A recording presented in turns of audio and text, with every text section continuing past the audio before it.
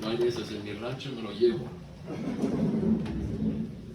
Vamos a abrir nuestras Biblias en Hechos capítulo 16. Y es un gozo estar aquí con ustedes. La hermana Araceli y el hermano Martín nos han tratado como reyes en su casa. Quizá los botamos del apartamento y nosotros nos quedamos ahí. Gracias. Han sido de bendición. Muchas gracias, hermanos. Y por supuesto el hermano Gabriel y la hermana han sido un gran ejemplo y ánimo para nosotros. Y es un gozo estar aquí con ustedes una vez más. Dios les bendiga, hermanos. Y por supuesto sus tres hijas ya nos han adoptado, excepto Abby. Abby cuando se enoja conmigo nomás me mira y dice, entonces tengo que ganar a Abby todavía. Hechos 16, y vamos a leer del versículo 9 al versículo 13. Puestos de pie, por favor. Vamos a dejar que las sillas descansen. Estírense un ratito, que al cabo la noche es joven. Dijo otro por ahí, pero yo no. Cuando el hermano estaba diciendo que ya es viejo, yo estaba pensando, no, los cerros son viejos y aún reverdecen. Entonces hay que seguir adelante. Amén. Amén. Vamos a leer del versículo 9 al 13. Todos unidos, por favor. Y se le mostró a Pablo una visión de noche, un varón estando en pie, rogándole y diciendo, pasa a Macedonia y ayúdanos. Cuando vio la visión, enseguida procuramos partir para Macedonia, dando por cierto que Dios nos llamaba para que les anunciásemos el Evangelio. Zarpando pues de Troas, vinimos con rumbo directo a Samotracia y al día siguiente a Neápolis y de ahí a Filipos, que es la primera ciudad de la provincia de Macedonia, una colonia, y estuvimos en aquella ciudad algunos días. Y un día de reposo salimos fuera de la puerta, junto al río donde solía hacerse la oración, y sentándonos hablamos a las mujeres que habían reunido. Amén. Que Dios bendiga la lectura de su palabra. Oremos. Padre, ayúdanos hoy al predicar, ayúdanos a entender que tu palabra es más importante que cualquier otra cosa en nuestras vidas. Hay gente que se está perdiendo, yendo al infierno, y gracias por el mensaje de nuestro hermano Ramírez, de personas que se necesitan pararse en la brecha. Ayúdanos a no perder esa visión.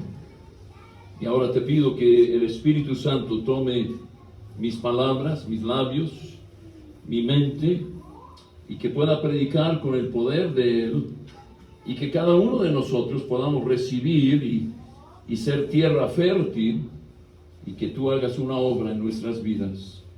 Y si es así, te daremos a ti la gloria por todo, en el nombre de Jesús. Amén. Pueden tomar su lugar. Anoche empezamos la campaña misionera con el llamado del hombre de Macedonia, y Pablo recibe ese llamado en el versículo 9, obedece ese llamado en los versículos 11 y 12 y va a Filipos. Y quiero que noten dos o tres cosas en esta noche. En primer lugar, la obediencia del misionero para compartir el versículo 13. Hablamos a las mujeres que se habían reunido. Ahora, ¿de qué hablaron? Bueno, anoche vimos que cuando un misionero sale con el Evangelio. Y ese es lo que debemos estar hablando al mundo perdido. ¿Y de qué hablaron? Hablaron del Evangelio, de la salvación que libera al pecador para servir al Señor y da una identificación particular a aquellos que son salvos. Y eso es lo que vimos anoche. Ahora veremos que esto es lo que pasó en dos ocasiones aquí en Filipos. En primer lugar, quiero que noten que la obediencia al compartir el Evangelio la conversión de Lidia. Noten ahí en el versículo 13, Pablo y Lucas y Timoteo y Silas están ahí, y Lidia y su familia se convierten al Señor. Noten el versículo 14, dice así: entonces una mujer llamada Lidia, vendedora de púrpura de la ciudad de Tiatira, que adoraba a Dios, estaba oyendo, y el Señor abrió el corazón de ella para que estuviese atenta a lo que Pablo decía. Hermanos, en primer lugar, ella era una mujer, pero era una mujer negociante. Era una mujer que en aquellos días negociaba con púrpura, que era algo muy caro y escaso. Entonces era una mujer de muchos recursos financieros. Era una mujer que adoraba a Dios, aunque ella adoraba a Dios en una forma incorrecta. Si usted va al capítulo 17, el versículo 30, la Biblia nos dice así: pero Dios, habiendo pasado por alto los tiempos de esta ignorancia. ¿Qué ignorancia? La ignorancia de adorarlo a Él en una forma incorrecta. Qué bueno que Dios pasa por alto la ignorancia nuestra de tratar de adorarle en templos y con ídolos y con cosas hechas con nuestras manos, y que es casi seguro que Lidia hacía, y adoraba a Dios en su forma. Pero Dios pasa por alto eso y manda a todos los hombres en todo lugar que se arrepienten. Entonces Lidia está, aunque adorando al Señor en una forma incorrecta, ella se acerca a lo que está hablando Pablo, y estaba oyendo. Hermanos, la fe viene por el oír, y el oír por la palabra de Dios. La Biblia nos dice: ¿cómo invocarán a aquel en el cual no han creído? ¿Y cómo creerán en aquel del cual no han oído? ¿Y cómo oirán sin haber quien les predique? Entonces el Espíritu Santo es el que toma la palabra predicada y convence al pecador de su necesidad. Noten lo que dice el versículo 14: el Señor abrió el corazón de ella. Ella todavía no se convierte, pero el Señor está tocando su corazón. Dios está obrando en ella. Cristo dijo en Juan 6:44: ninguno puede venir a mí si el Padre no le trayere. ¿Y cómo es la forma en que el Padre trae o atrae a los incrédulos a Cristo? Bueno, la Biblia nos dice que Él usa al Espíritu Santo. En Juan 16, en el versículo 8 nos dice: y cuando Él, o sea el Espíritu Santo, venga, convencerá al mundo de pecado, de justicia y de juicio. Ahora Lidia es salva para que estuviese atenta a lo que Pablo decía. Hermanos, la palabra atenta ahí es algo que me atrajo mucho, porque la palabra atenta no es solo poner atención. Pero si usted busca la palabra griega ahí, habla de aplicar lo que se dice. Estoy seguro que Pablo estaba predicando el Evangelio, y ella estaba no solamente poniendo atención, pero aplicando: yo soy pecadora, necesito a Cristo. La palabra atenta quiere decir adherirse o aceptar lo que se dice. Entonces Dios toca el corazón de Lidia, y Lidia pone atención, aplica su vida. Hey, este mensaje es para mí. Amigo que tú nos visitas en esta hora, el mensaje no es para tu vecino, es para ti. El mensaje no es para otro: oh, yo quisiera que fulano estuviera aquí. No, el mensaje es para nosotros. Y Lidia lo recibió en una forma personal, y aquí es donde Lidia recibe la salvación. Juan 3:18 nos dice: el que en Él cree no es condenado. Entonces tenemos a Lidia, que Dios le está tocando el corazón. Ella responde al aplicar lo que se predica y adherirse al mensaje del Evangelio. Quiero que noten en Hechos capítulo 16, el versículo 10. Noten especialmente la última parte, que Dios nos llamaba para que anunciásemos ¿qué? El Evangelio. Hermanos, les dije esto anoche, lo vuelvo a decir hoy: el punto principal es el Evangelio. Sin la muerte, sepultura y resurrección de Cristo no hay salvación. Sin eso no lo hay. Ella creyó. A mí me encanta Juan 5:24. De cierto os digo, el que oye mi palabra y crea al que me envió, tiene vida eterna y no vendrá a condenación, mas ha pasado de muerte, separado de Dios, a vida para estar siempre con Dios. Gloria a Dios por la salvación que hay. Todo esto me dice que debemos compartir el Evangelio en tiempos buenos. En estos momentos Pablo y Silas están en tiempos buenos, compartiendo el Evangelio en una forma abierta, libre, y tú y yo debemos estar listos para dar el mensaje de la esperanza que hay en nosotros. Ahora, Lidia y su familia se convierten. Noten el versículo 15. Volviendo ahí al capítulo 16. Y cuando se fue bautizada y su familia nos rogó diciendo: si habéis juzgado que yo sea fiel al Señor, entrad a mi casa y posad, y nos obligó a quedarnos. Lidia y su familia se convierten, se identifican con Cristo al convertirse, se identifican con una nueva iglesia que empieza en la casa de Lidia. Ellos fueron los primeros miembros. Lidia hospeda a Pablo y su compañía. Ahora, hermanos, Lidia sigue ahí y Pablo y Silas siguen ahí. Empiezan a predicar en Filipos. Este es el lugar donde podríamos decir el pie de playa en que ha llegado el Evangelio a Macedonia, en la ciudad de Filipos, y empiezan desde la casa de esta familia. Y así es, muchas obras empiezan en una casa, en un hogar. Y llegamos a esa casa y alguien acepta a Cristo. Ellos dicen: hey, ¿por qué no empezamos una obra? Y empezamos una obra. Y empezamos a invitar a los vecinos y a los familiares. Y así se empieza una obra del Señor. Ahora quiero que noten que los misioneros no solamente obedecieron en tiempos buenos para anunciar el Evangelio, pero también obedecieron en tiempos malos. Noten lo que dice ahí en Hechos capítulo 16.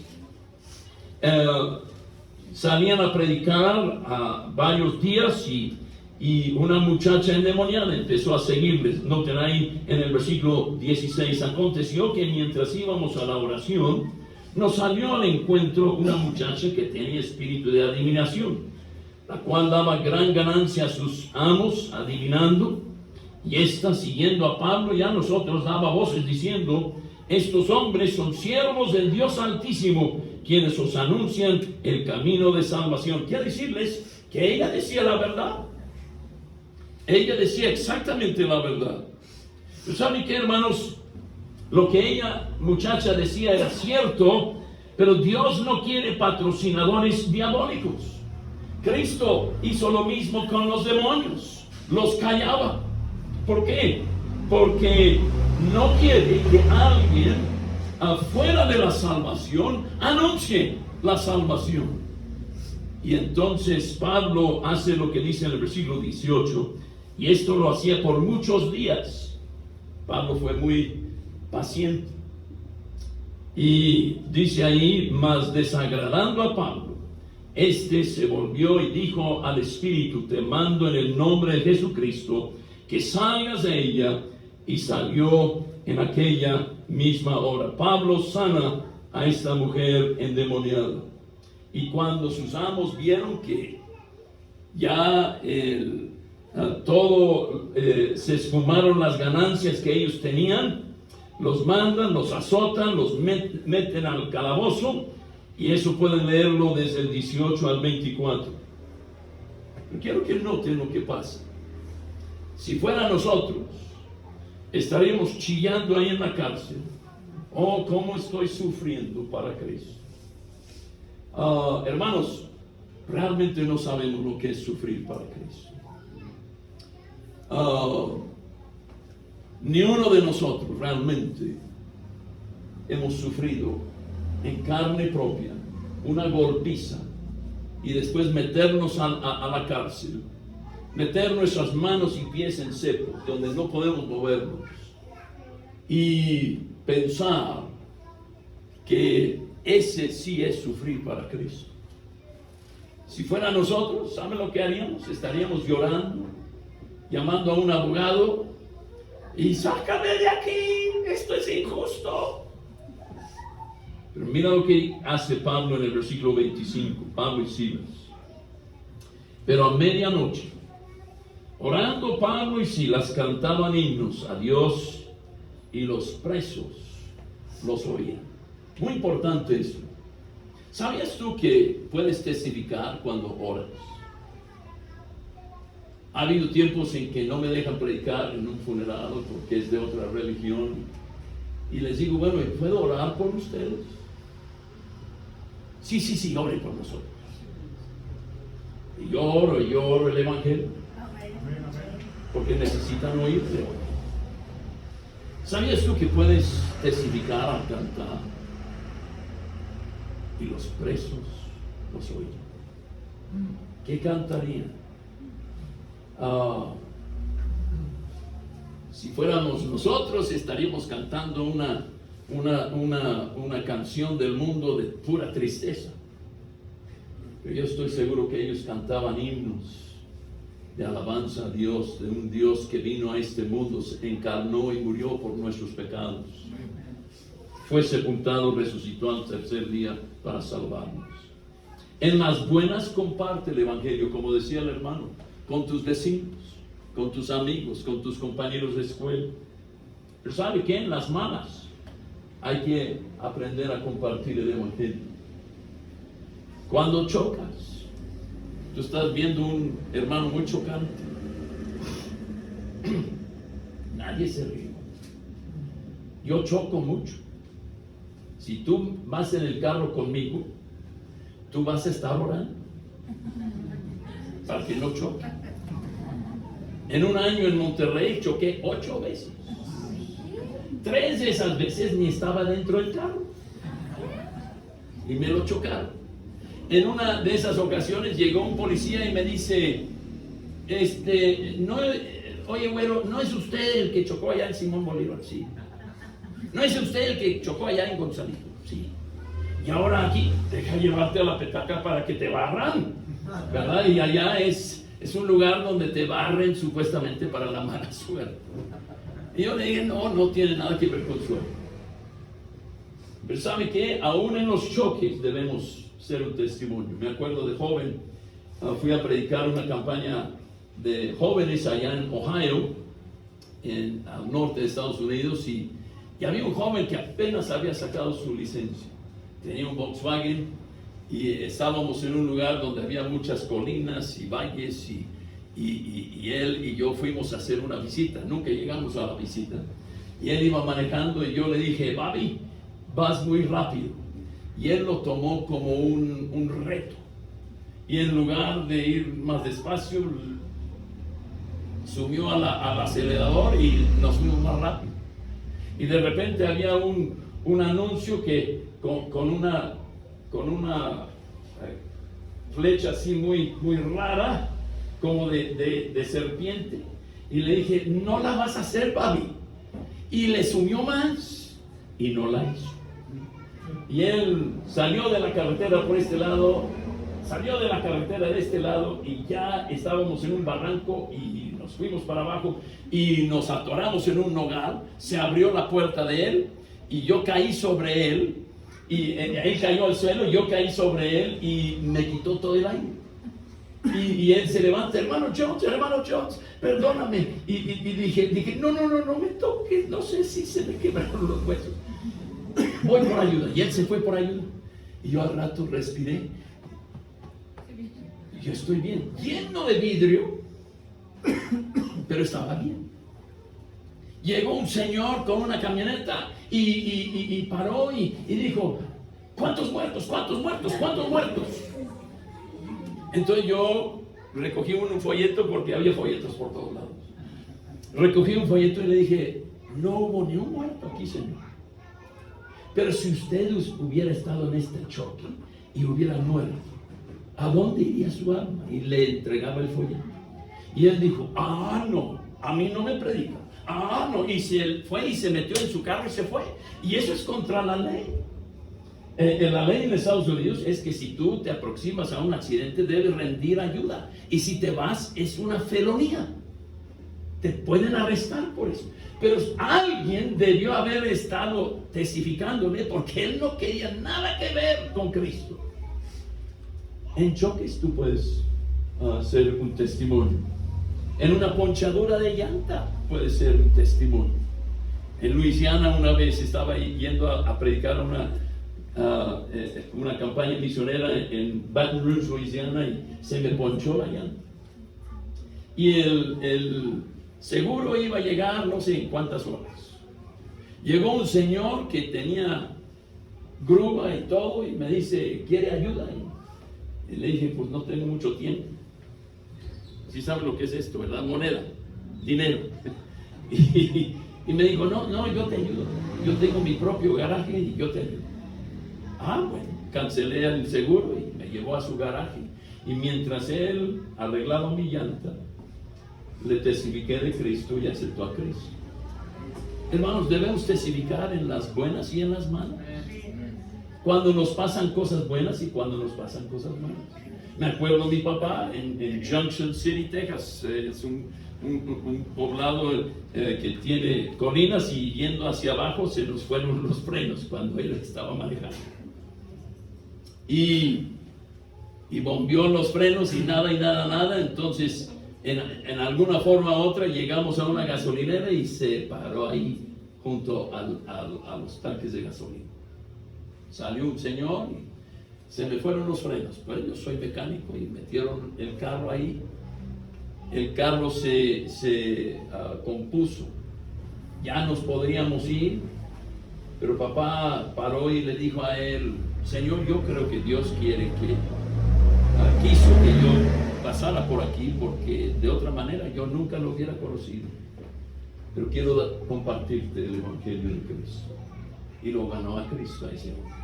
Hermanos, en las buenas y en las malas debemos testificar de Cristo, al igual que Pablo.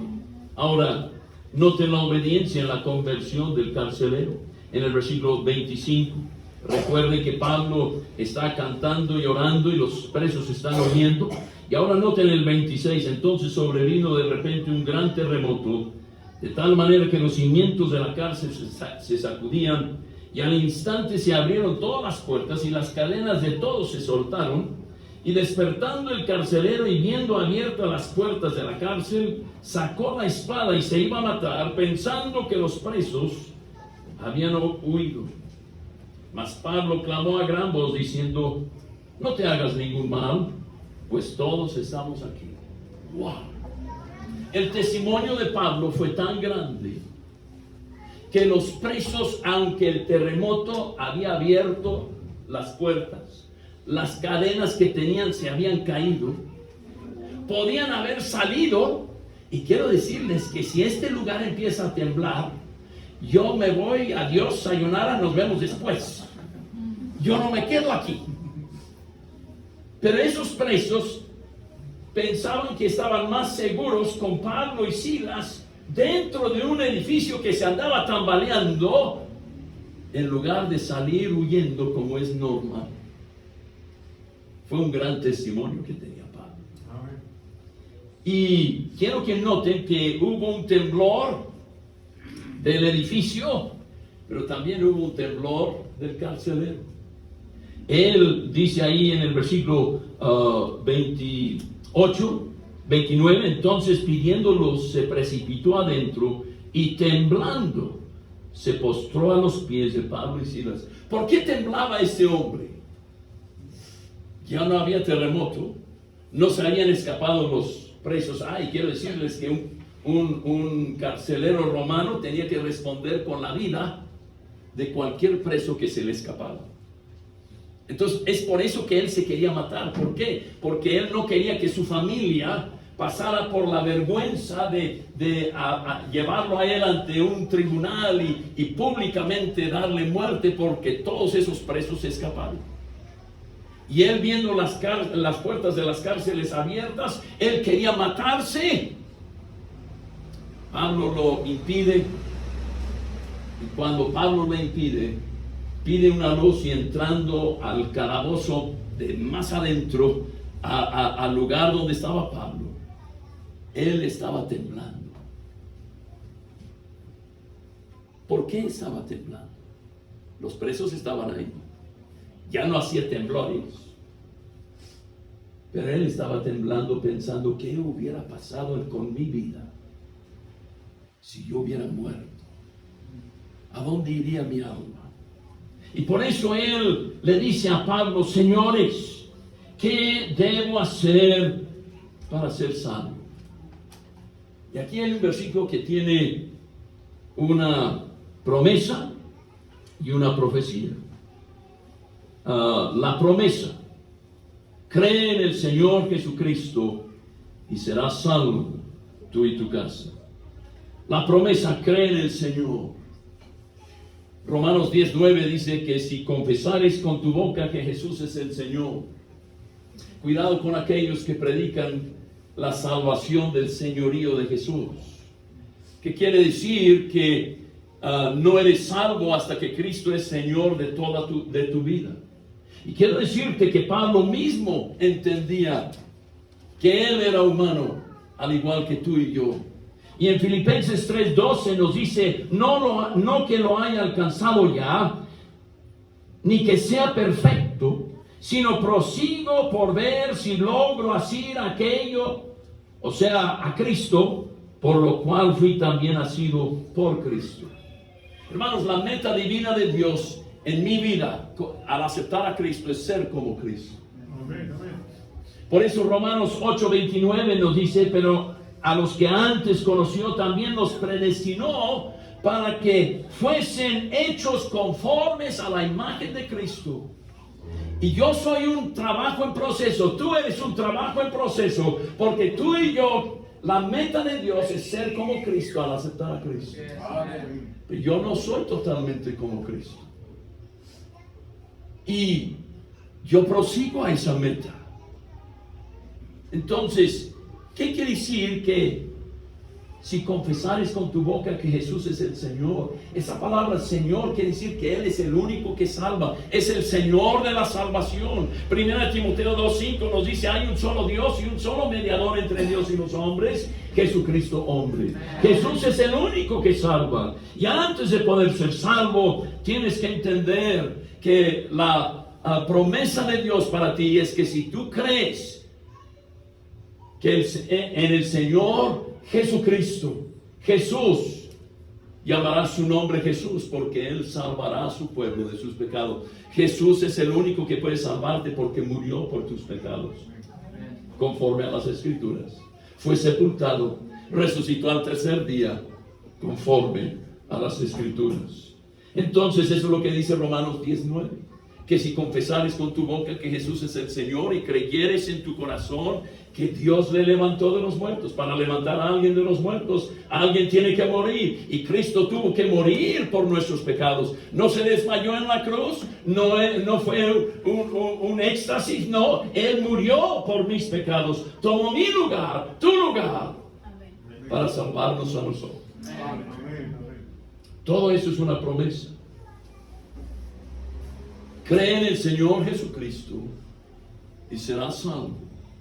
La última parte de ese versículo es una profecía. Tú y tu casa. Cuidado con pensar de que si tú aceptas a Cristo, toda mi familia automáticamente va a ser salva. No, Señor.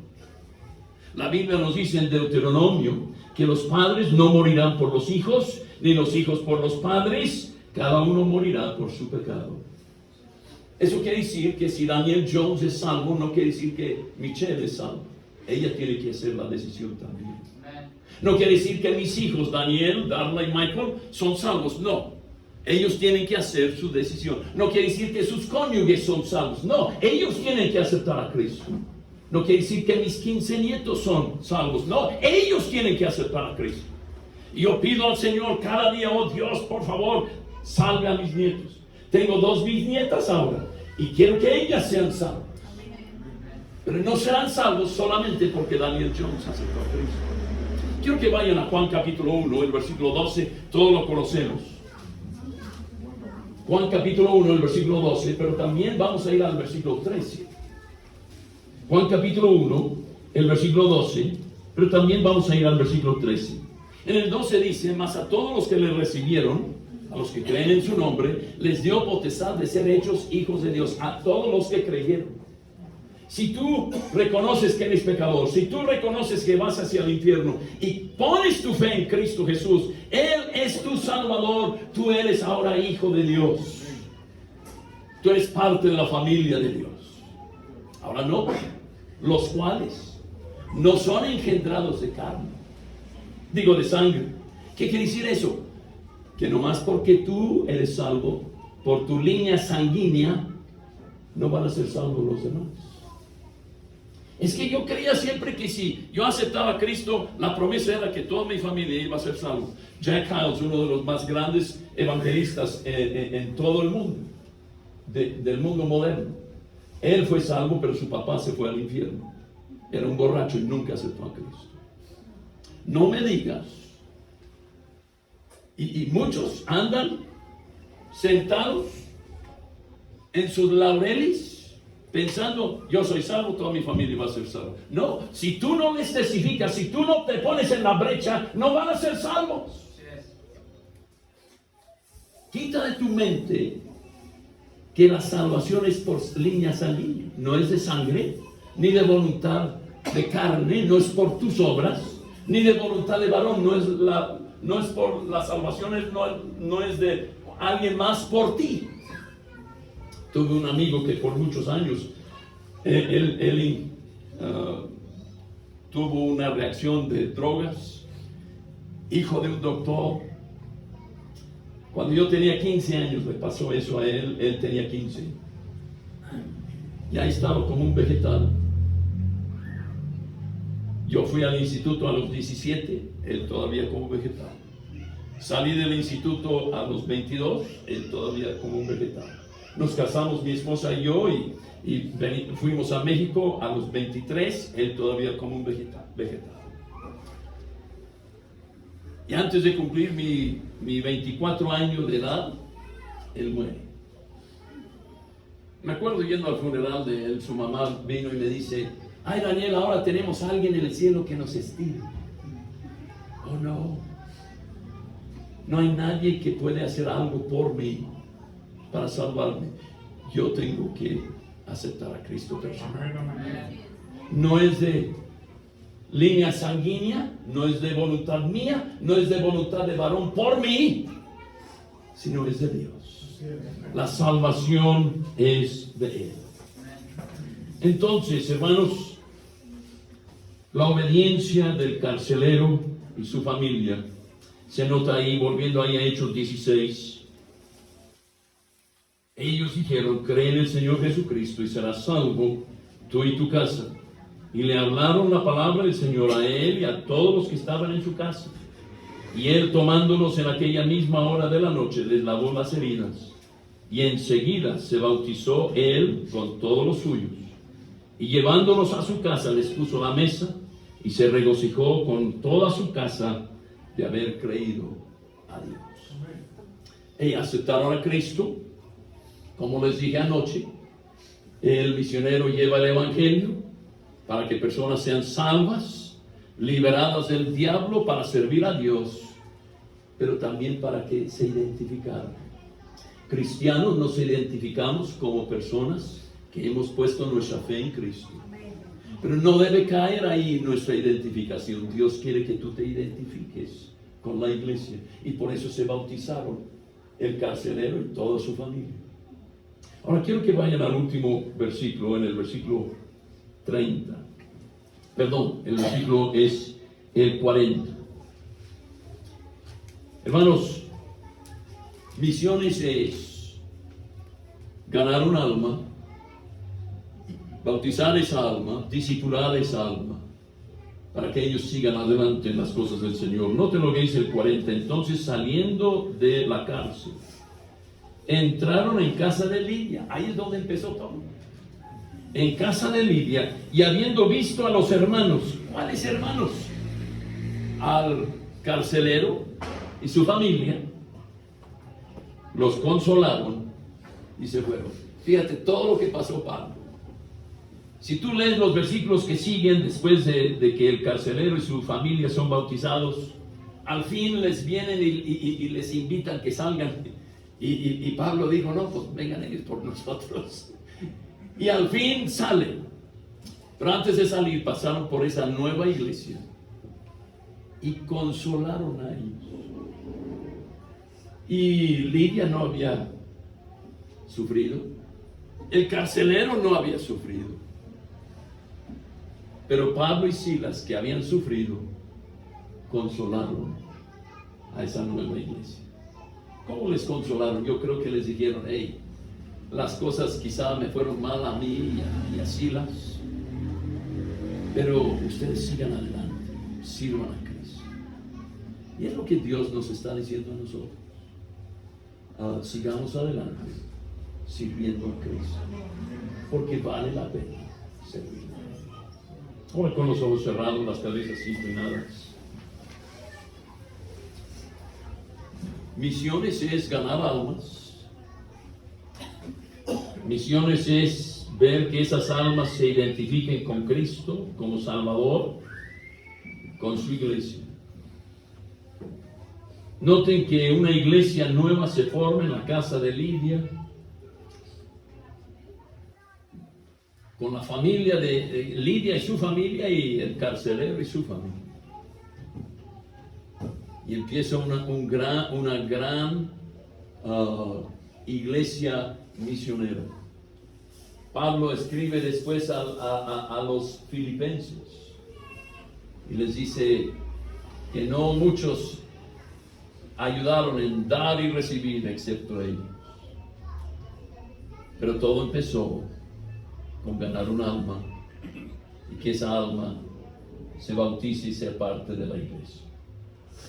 Quizá tú estás aquí y Dios ha tocado tu corazón en servir al Señor. Quizá has visto que no te has puesto en la brecha últimamente.